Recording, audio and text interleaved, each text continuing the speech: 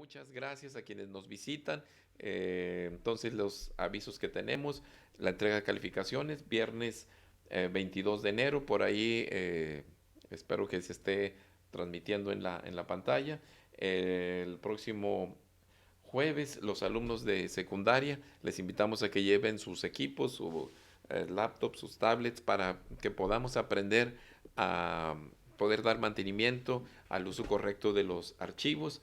Eh, el otro anuncio que tenemos también es que la asamblea cívico-artística correspondiente al mes de marzo se llevará a cabo el viernes 18 de marzo, un viernes previo al receso escolar de primavera.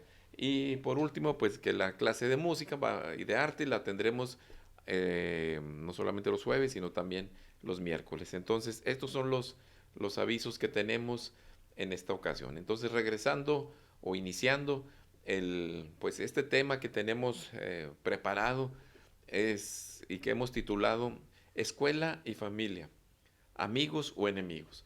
Decimos este título porque es importante que podamos conocer cómo es o cómo debiese ser la relación de la escuela con la familia y cuál debe ser nuestra parte activa en esta relación que definitivamente debe ser una relación cordial.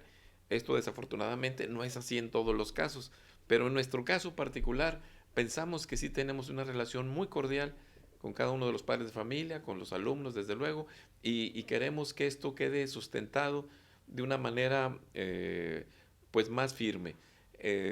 Sabemos que en esta ocasión, pues en ocasiones podríamos usar uso de algunos términos técnicos. Vamos a tratar del lenguaje que estaremos usando sea un lenguaje sencillo que podamos comprender todos.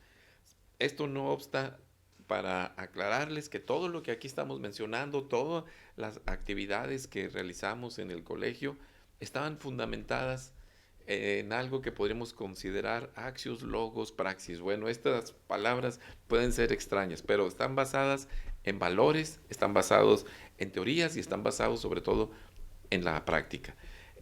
Para poder entender cómo debe ser esta relación de la escuela y la familia, vamos a citar solamente tres casos de cómo aprenden los niños y que de esa manera podamos circunscribirnos en nuestro ámbito de acción como familia y la relación que debemos de tener con la escuela. Desde luego que son muchos más los ámbitos, los aprendizajes que tienen los niños, pero en esta ocasión solamente vamos a tomar de ejemplo estas tres actividades, tres ejemplos de aprendizajes muy importantes que tienen los niños al asistir al colegio. El primero de estos ejemplos es el del caminar. El caminar pareciera que es algo pues así natural y de hecho lo es, pero no se aprende a caminar de la noche a la mañana. Para poder caminar es necesario que los alumnos, antes de que lo sean, tienen que ejercitarse desde su casa. Para poder caminar, un niño tiene que vencer importantes retos y diríamos que lo hace de manera heurística. ¿Qué significa esto? Significa que a través de raspones, a través de caídas, a través de intentarlo una y otra vez, a través de vencer miedos, a través de vencer esa inercia, ese deseo de poder decir estoy en un área de confort, ¿para qué me esfuerzo? ¿Para qué me estreso al querer caminar? Sin embargo, en la genética de todo ser humano está el deseo de la movilidad, está el deseo del aprendizaje. Y esta actividad de caminar es un ejemplo de cómo los niños, desde sus primeros meses, tienen ese deseo de moverse. Cuando están cerca del año, empiezan a dar esos primeros pasitos y continúan más adelante. Pero lo importante aquí es que esa experiencia que les queda en los alumnos, en los niños, que posteriormente serán alumnos, es algo que como escuela queremos favorecer a que tenga continuidad. Cuando van creciendo los niños y se convierten en jóvenes, ahí el, eh, pues pareciera que nacieron caminando, y no es así.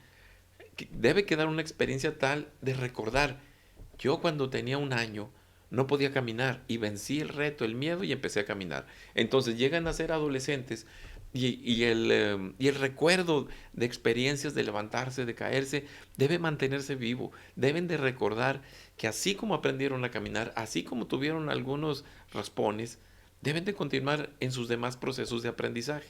Entonces, ¿cuál fue la actividad que tuvo la familia? La familia debe de promover que un alumno, que un niño aprenda a caminar. Si ustedes han observado, ya es muy poco común o prácticamente ha caído en desuso unos instrumentos que se llamaban andadores. Estos andadores evitaban el correcto desarrollo y el mejor aprendizaje para caminar. Es preferible que los niños desde muy temprana edad empiecen a gatear. Si usted quiere, si tiene hijos en edad de meses, que son de brazos, que están ya haciendo sus primeros solitos, que empiezan a gatear, permítales gatear, permítales llevar esa actividad, porque en ese desarrollo motriz se va a ir fundamentando su capacidad para las destrezas manuales que se va a requerir posteriormente para la escritura. Entonces, algo tan, podríamos decir, simple y sencillo, va a resultar muy importante después.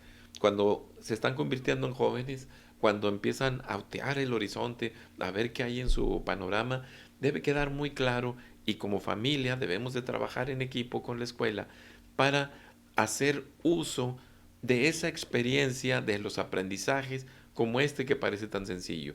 Se aprende en una primera etapa a gatear, posteriormente a hacer solitos, posteriormente a dar primeros pasos, después a caminar, posteriormente a correr, quizás bailar y hacer muchas otras cosas más fundamentadas de manera gradual. Así como se aprende a caminar, escúcheme bien esto, se puede aprender matemáticas.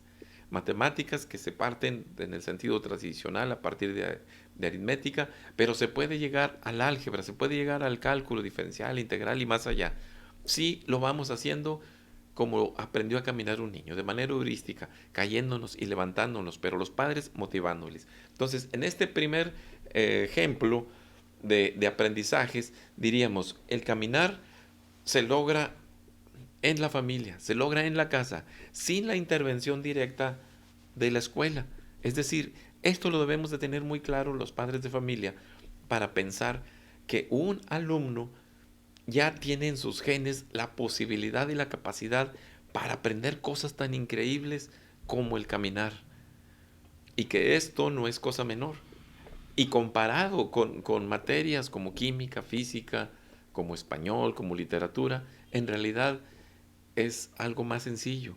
Si nosotros les ayudamos a nuestros hijos a recordar, a tomar experiencia de cómo aprendieron algo que resulta ahorita muy sencillo para quienes tenemos la salud física que nos permita desplazarnos y nos permita caminar, así con esa motivación debemos de decir, si pude caminar cuando era un bebé, tenía 1 año, hoy puedo aprender todas las materias con las que me enfrente. Les invito a que como familia apoyen a sus hijos motivándoles a que cada mañana se levanten con mucha energía, con mucho deseo de ir al colegio e ir a aprender muchos conocimientos, muchos aprendizajes nuevos relacionados con su desarrollo humano. Un segundo ejemplo que quisiéramos mencionar sobre los aprendizajes que obtienen los niños es también otro aprendizaje que podríamos decir es inconmensurable, es decir, no hay forma de cómo medir el gran avance que logra un niño cuando aprende a hablar. Ahorita nos estamos comunicando, yo estoy intentando comunicarme de manera verbal de la mejor manera que me resulte posible para que el mensaje pueda ser entendido de manera clara. Esto que parece natural y que de hecho lo es, pero que pareciera en automático, fue producto de un proceso de aprendizaje que tuve en mi primera infancia, no tanto en la escuela. Mis papás no se levantaban en la mañana para darme clases de gramática o de dicción. Fue ese deseo natural inmerso en los genes del ser humano para que podamos aprender. Como yo escuchando, todos los niños a su edad empiezan a escuchar y a observar lo que ocurre en una casa y empiezan a aprender. Entonces, los niños van a estar aprendiendo el lenguaje a través de manera heurística, a aprender a escuchar. Uno de los mayores logros que tiene el ser humano en sus aprendizajes es el aprender un lenguaje. Porque recordemos, cuando nace un bebé no tiene un conocimiento previo de un lenguaje y aún así aprende un nuevo idioma. Quienes estamos intentando aprender un segundo idioma no resulta tan fácil. Sin embargo, un niño lo puede hacer. ¿Por qué? Porque ha tenido su mente libre de escuchar obstáculos, de escuchar temores, de escuchar cuestiones negativas, como que el estudio es cansado, como que el estudio es aburrido, no tiene distractores, sino simplemente de manera natural, sin contaminantes, su deseo de aprender. Como escuela estamos tratando, como colegio, de que esa naturaleza eh, de aprendizaje natural en el ser humano continúe y que a través de la experiencia de escuchar y de practicar se pueda desarrollar el lenguaje. Y el lenguaje es muy importante desarrollarlo porque nos va a permitir usar de una mejor manera el cerebro. Uno de los sustentos teóricos técnicos que tenemos en el Instituto Educativo Aleph está basado en una teoría del aprendizaje de un psicólogo ruso, Vygotsky, Lev Vygotsky, quien dice que en la medida que una persona tenga un lenguaje más amplio, su capacidad de aprendizaje va a ser mayor.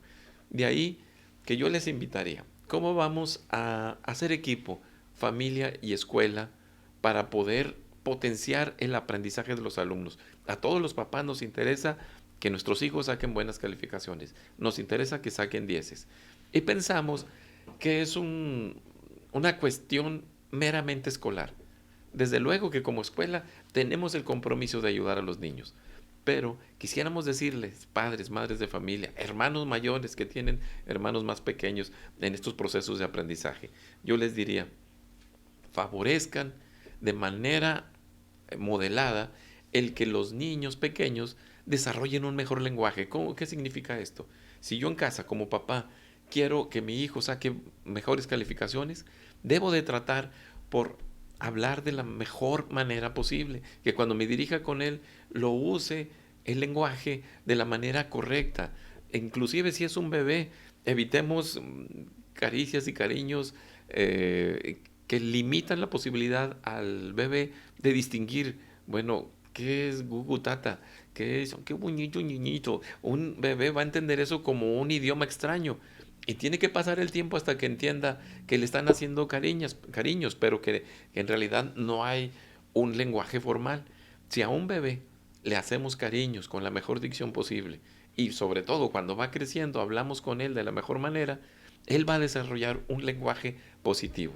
Algo más, si queremos que nuestros hijos estudien, hagan sus deberes, sus tareas, sus actividades vespertinas, démosle una motivación ejemplar. ¿Qué quiero decir con esto? Si usted quiere que su hijo lea, estudie, debemos de motivarlos nosotros también leyendo y estudiando. No pensemos, no, yo ya los libros de texto, como dice alguien que conozco y quiero mucho, dice, los libros de texto. Yo ya estoy muy grande y no quiero aprender, yo lo que quiero es olvidar. Si eso lo escucha un hijo, su motivación para escuchar, para aprender, para leer, pues va a ser nula.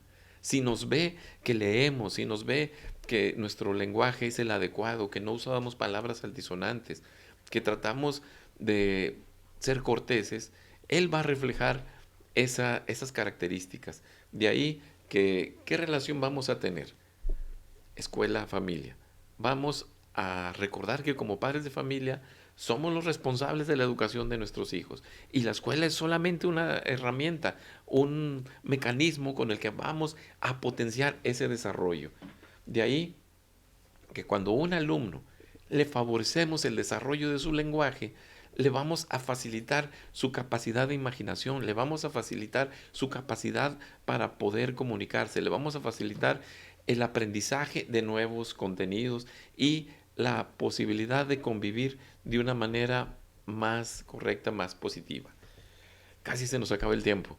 El tercer y último de los ejemplos que tenemos para poder entender cómo aprenden los niños y poder sacar algunas conclusiones de la relación escuela-familia, es que los alumnos tienen una relación con un entorno muy positiva y lo cuestionan. Si nosotros tratamos a los niños con este antecedente de saber que un niño, no por ser niño, no significa que él no sepa nada. Me ha tocado escuchar con mucha tristeza cómo adultos e inclusive padres de familia, sus propios hijos, los hacen a un lado, no les toman en cuenta su opinión y hablan en voz alta diciendo, es un niño, esa opinión, pues qué importa, tú vete a jugar, eso es algo secundario, esto es cosa de adultos y no tienes por qué opinar. Cuando un niño escucha eso, se le va a dificultar su capacidad de relacionarse con el entorno. Y especialmente si lo escucha de su padre o de su madre. Yo les invito, papás, mamás, que a ninguno de nosotros como padres de familia realmente se nos informó o tuvimos la oportunidad de prepararnos para ser padres y madres de familia. Estamos aprendiendo sobre la marcha. Yo les pediría que ya que estamos en medio de esto, ya que te estamos ahí cargando un niño, o ya que estamos ayudando a, a su desarrollo, ayudemos a que comprendamos su entorno. Ellos tienen hipótesis, es decir, tienen ideas, tienen opiniones, tienen explicaciones de lo que significa su relación con el medio ambiente. Algo que es muy importante para los niños, pero que los adultos en ocasiones pues lo hacemos a un lado, es la cuestión del juego. Em, Le pensé mucho para usar estos ejemplos, pero en beneficio de los niños quisiera mostrarles algo y también en beneficio de los padres de familia.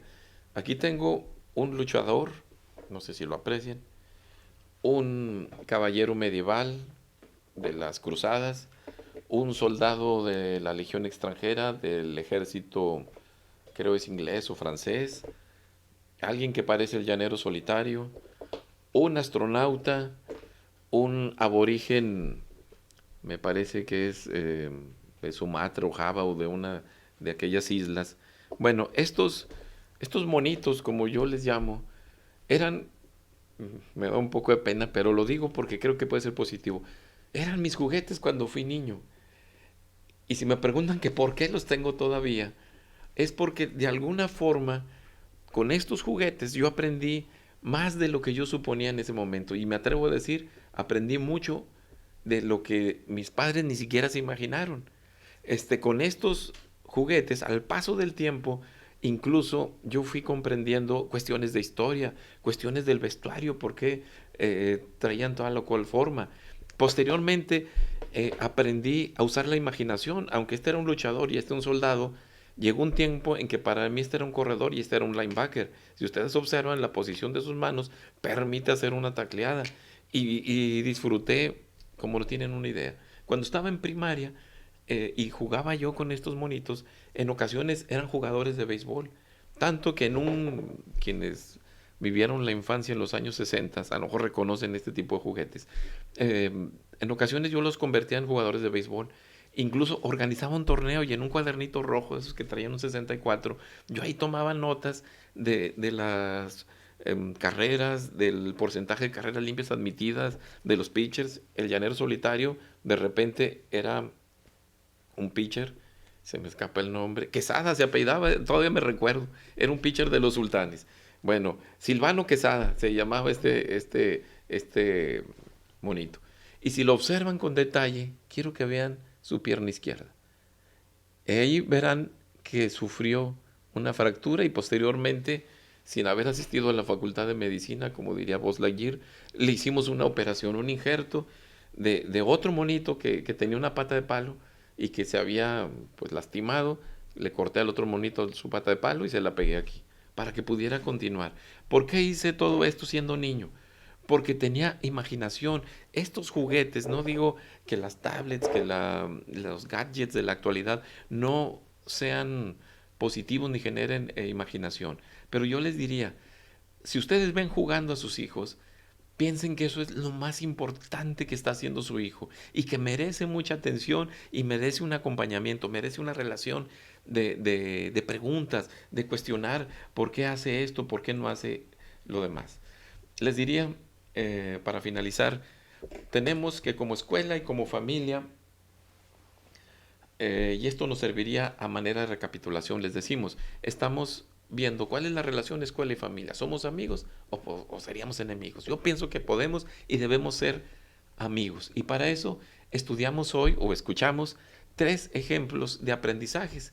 Cómo aprendimos a caminar desde niños, cómo se aprende el lenguaje y cómo se aprende el niño a conocer su entorno. Y veíamos que es a través del juego. Y más si hay motivantes como juegos didácticos, o si no son didácticos, que los padres de familia ayudemos a que estos se conviertan en didácticos. Entonces, resumamos.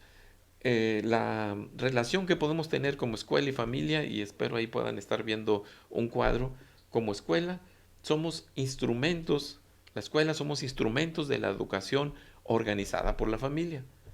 En contraparte, los padres pueden normar con su ejemplo el contenido del aprendizaje. Es decir, quieren que los hijos aprendan a leer, aprendan a querer las matemáticas como adultos. Intentemos también nosotros participar de ese proceso de aprendizaje.